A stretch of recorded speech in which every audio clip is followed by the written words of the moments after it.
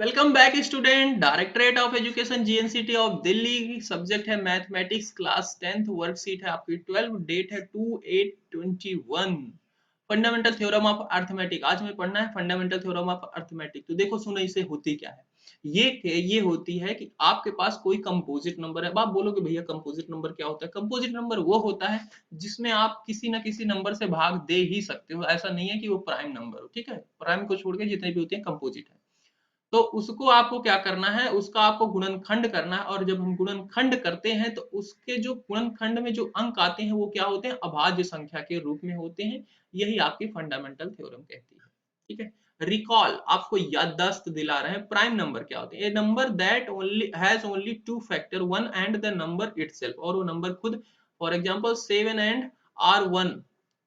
7 का क्या होता है, 1 और 7, 7 इज ए प्राइम नंबर। इस ये क्या होता है, 7 से खुद जाएगा और 1 से ही डिवाइड होगा, तो इसलिए इसको प्राइम नंबर कहते हैं। फैक्टर क्या होते हैं? Number that can divide given number. वो नंबर जो एक गिवन नंबर को डिवाइड कर सकते हैं वो आपके क्या कहलाते हैं, फैक्टर कहलाते हैं। जैसे यहाँ पे दिया गया है 15,480, 15,480, इसको 2 से डिवाइड कर सकते हैं, ठीक है। 3 से भी डिवाइड कर सकते हैं, 5 से डिवाइड कर सकते हैं, तो ये इसके क्या है, फैक्टर्स हैं। 2 इंटू 2 2 2 2 3 3, अभी हम समझेंगे इसको भी। फैक्टर ट्री, ये आपका फैक्टर ट्री ही था, ठीक है।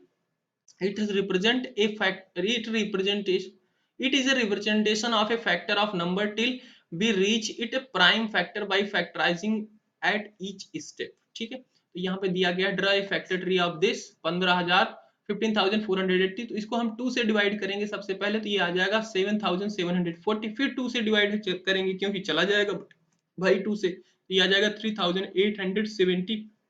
फिर 2 से डिवाइड करेंगे तो ये आ जाएगा 1935। फिर ये 3 से जाएगा, अब 2 से नहीं जाएगा क्योंकि इसके ओन प्लेस पे देख रहे हो जीरो भी नहीं है और 2 इवन नंबर भी नहीं है, तो अब ये 3 से जाएगा। 3 से ले जाएंगे तो 645 टाइम में जाएगा। फिर ये 3 से जाएगा तो 215 टाइम में जाएगा। फिर 5 से करेंगे तो 43 टाइम में जाएगा, और 43 क्या है, प्राइम नंबर है, तो अब किसी से नहीं आएगा। तो बी ऑब्जर्व दैट 15,480 को हम लिख सकते हैं यहाँ पे 2 इंटू 2 इंटू 2, वही कर दिया 2 इंटू 2 इंटू 2, फिर 3 इंटू 3 3 इंटू 3, 5 इंटू 43, ठीक है। और इसी को हम ऐसा भी लिख सकते हैं कि क्योंकि 2 क्या है 3 टाइम में है तो 2 की पावर 3, और 3 क्या है 2 टाइम में है तो 3 की पावर 2, और 5 into 43। Note that the factorization is an ascending order. तो फैक्टराइजेशन आपको नोट करना है कि असेंडिंग ऑर्डर में ही लिखा जाता है, ठीक है। ऐसा नहीं कि आप कहीं भी इधर उधर लिख दो, बस यही था फंडामेंटल थ्योरम ऑफ अर्थमेटिक। अब यहाँ पे समझते हैं, every composite number can be expressed as product of prime number, ठीक है। समझ गए ना कि एवरी नंबर, कोई भी कंपोजिट नंबर है, आप उसे क्या करोगे, प्राइम नंबर के फैक्टर में प्रोडक्ट के रूप में लिख दोगे। And this factorization is unique apart from other in which the prime factor occur. और ये क्या होगा, सिर्फ उसी के लिए होगा, ऐसा नहीं है किसी और नंबर के लिए भी होगा। हाँ जी, सही सीधी सी बात है भाई।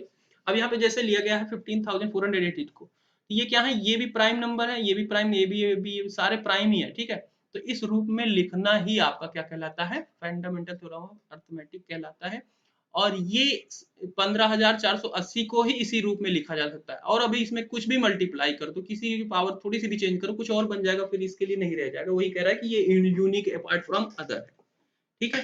एप्लीकेशन क्या है इसका भैया, एप्लीकेशन ऑफ फंडामेंटल अर्थमेटिक्स, इसका एप्लीकेशन होता है एलसीएम और एचसीएफ निकालने में, ठीक है। तो यहाँ पे जैसे एग्जांपल दिया गया, find the HCF and LCM of 8 and 60। तो सबसे पहले हम क्या करेंगे, इसका फैक्टर कर देंगे, ठीक है, वही फंडामेंटल थ्योरम लगा के। तो ये हो जाएगा 8 को आप लिख सकते हो 2 इंटू 2 इंटू 2 यानी कि 2 की पावर 3, और 60 को लिख सकते हो 2 इंटू 2 इंटू 3 इंटू 5 यानी कि 2 की पावर 2 इंटू 5। अब एचसीएफ निकालने का यहाँ पे थोड़ा सा फंडामेंटल याद रख करने की कोशिश करना। एचसीएफ क्या होता है, product of the smallest power of each common factor.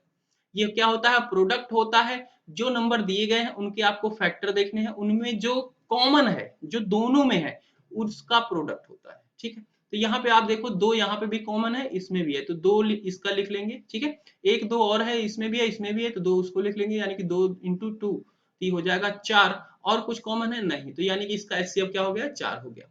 LCM देखो, ये क्या होता है, product of the largest power of each prime factor.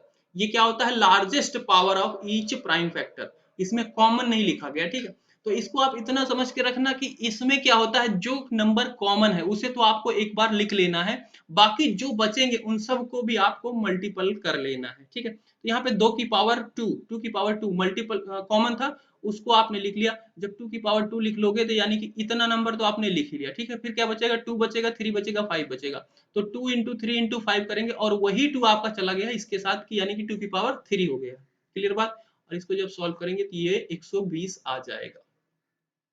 एक एग्जांपल और यहाँ पे दिया गया है, और अच्छा हाँ, इसके साथ एक और है, for any two positive integer a and b HCF of AB LCM of AB equal to AB होता है। इसका कहने का मतलब क्या है कि जैसे ये हमने सॉल्व किया तो HCF जो आया है और LCM जो आया है, HCF और LCM अगर हम इसका गुना करेंगे तो वो किसके बराबर होगा, इसी नंबर के गुना के बराबर होगा, यानी कि 8 और 60 के मल्टीपल के बराबर होगा। ये एक संबंध, एक रिलेशन है, इसको आप याद करके रखना। ये भी यूज होगा सॉल्यूशन में और ये बहुत यूज होता है। एग्जांपल थर्ड, चेक वेदर 12 की power n can end on 0 for any natural number. कह रहा है कि 12 की पावर n है और n क्या है, कोई भी नेचुरल नंबर है, क्या उसके लिए ये 0 हो सकता है। तो कोई भी नंबर के लिए 0 होने के लिए जो ये नंबर है, इसका फैक्टर अगर 2 इंटू 5 के रूप में होगा, इस फॉर्म में होगा, तब 0 होता है, नहीं तो नहीं होता। इस चीज को याद रखना। Solution, a number can end on 0 if it factor has 2 and 5 बोथ। For this we find factor of 12।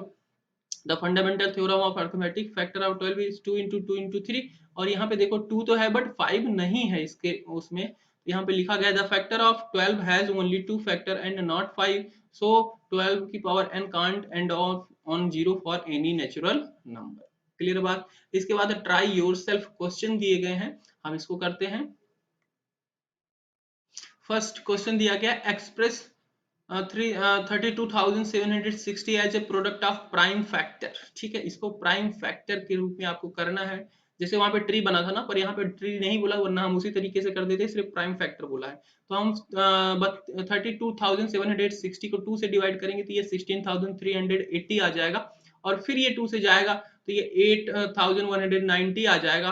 फिर ये 2 से नहीं फिर 2 से जाएगा, फिर तो ये 4095 आ जाएगा। फिर 3 से ले जाएंगे तो ये 1365 आ जाएगा। फिर 3 से जाएगा तो 455 आ जाएगा। इसी तरीके से ये 5 से ले जाएंगे तो 91 आएगा। 7 से ले जाएंगे 13 आ जाएगा। और 13 क्या है, फिर प्राइम नंबर है, और फिर इसके बाद नहीं जाएगा। आपको तो पता ही होगा, डिवाइड करना ही है, फैक्टर निकालना 9th में था। प्राइम फैक्टर फिर हम इसे लिख देंगे कि 32,760 का क्या होगा। 2 कितने टाइम आया है, 1 2 3, तो 2 की पावर 3। 3 कितने टाइम आया, 1 2, 3 की पावर 2। 5 कितनी टाइम आया, सिंगल टाइम आया, तो इसे सिंगल टाइम। 7 कितनी टाइम, 1 टाइम। और फिर 13 1 टाइम आया, इसको लिख देंगे और यही आपका प्राइम फैक्टर हो जाएगा।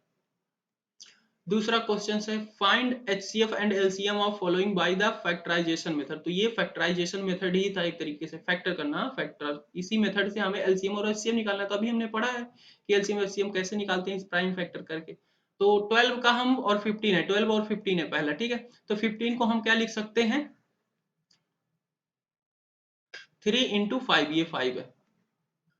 15 को लिख सकते हैं 3 इंटू 5, और 12 को क्या लिख सकते हैं, 2 इंटू 2 इंटू 3। क्लियर बात। ये फैक्टर तो आपको आता ही होगा ना, हाँ ओके, बिल्कुल सही बात। एलसीएम क्या होता है, एलसीएम क्या होता है, जो कॉमन है उसे तो एक बार लिखो, और जो सारे बचे हुए हैं उनको मल्टीपल कर लो। तो इसमें कॉमन क्या है, 3 यहाँ पे है, 3 यहाँ पे है, तो 3 को एक बार लिख लिया, ठीक है। बाकी यहाँ पे 2 इंटू 2 बचा है, 2 इंटू 2 लिख लिया। 5 बचा है, 5 को मल्टीप्लाई कर लिया, और इसको जब सॉल्व कर लिया तो ये हो जाएगा 60। HCF क्या होता है, जो सिर्फ कॉमन है उसे, तो यहाँ पे 3 ही कॉमन है तो इसका 3 HCF हो जाएगा। इसी का सेकंड पार्ट दिया गया है, 18 इंटू 45 दिया गया है। तो 18 का आप फैक्टर कर लोगे तो 18 को लिख सकते हो 2 इंटू 3 इंटू 3, ठीक है। 45 को लिख सकते हो 3 इंटू 3 इंटू 5।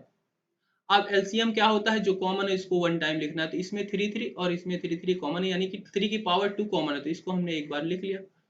और फिर जो बाकी बचे हुए उनको मल्टीप्लाई कर लिया, 2 और 5 को मल्टीप्लाई कर लिया, और ये 90 हो गया। HCF क्या है, सिर्फ जो कॉमन है उसे लिखना है, यानी कि 2 की पावर 2, यानी कि 9 सिर्फ होगा। इसके बाद थर्ड क्वेश्चन है, if LCM is 960 then find HCF। अगर LCM आपको दिया गया है इतना, तो HCF निकालिए। अभी हमने जो रिलेशन पढ़ा था कि LCM गुणे HCF इक्वल टू होता है A इंटू बी।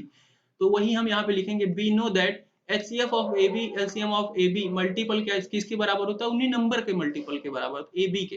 तो यहाँ पे HCF दिया गया है 360 और 20 इंटू एलसीएम दिया गया है 320 और 12 120 320 और 120 और ये है 320 इंटू 120 हो जाएगा। और हम 320 को जब मल्टीप्लाई करेंगे 120 से आ जाएगा 38,400। और यहाँ पे HCF हमें निकालना ही है, LCM आपको दिया गया तो LCM की जगह पे हम नंबर लिख लेंगे 960 था, इसको रख लिया। और फिर अब इस 960 को हम उधर भेजेंगे तो ये क्या हो जाएगा, डिवाइड हो जाएगा और हमारा इधर LCM HCF सिर्फ बचेगा। तो HCF इधर लिखेंगे, 960 को इधर भेजेंगे, डिवाइड होगा, ये 0 से 0 कैंसिल हो जाएगा और सॉल्व करेंगे ये आ जाएगा 40 आ जाएगा।